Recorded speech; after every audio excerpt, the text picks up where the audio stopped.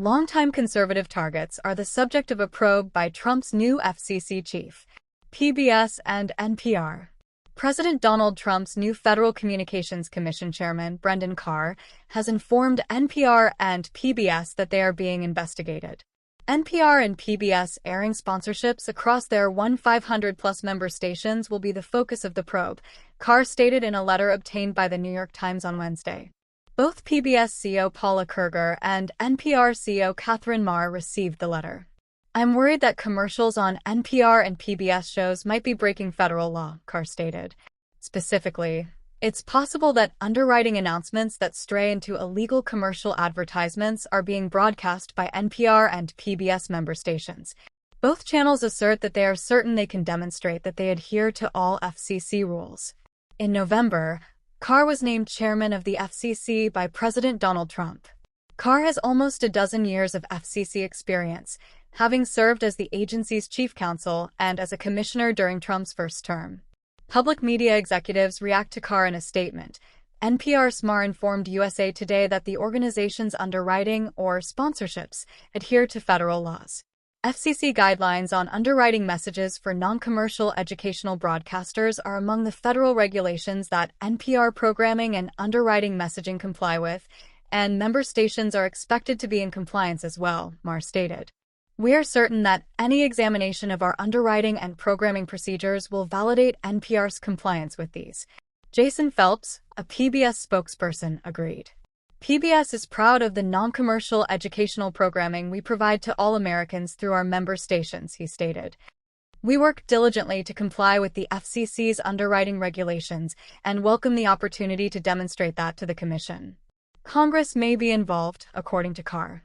"Members of Congress will be notified of the probe," Carr said PBS and NPR, adding that Congress is debating whether to cut off funding for NPR and PBS.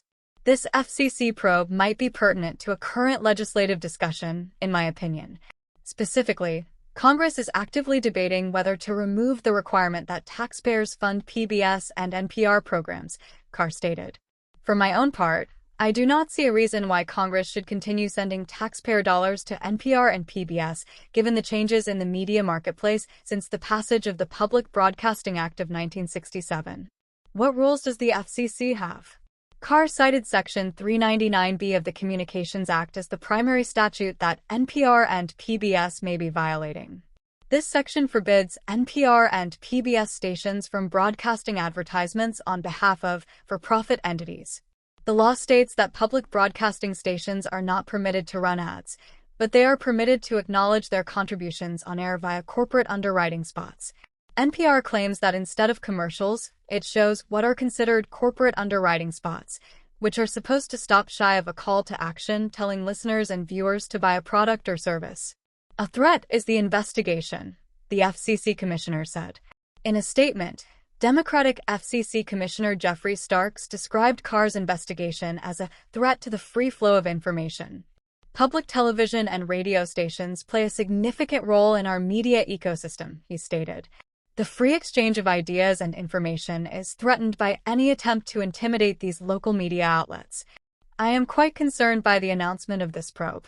Trump and other Republicans have demanded that public funds for NPR and PBS be discontinued, claiming that taxpayers shouldn't be required to pay for programming that they claim doesn't represent a wide variety of political viewpoints. "No more funding for NPR, a total scam." In April of last year, Trump posted on Truth Social, "A liberal disinformation machine, that is. No dollar." A request for comment from USA Today was not immediately answered by the FCC.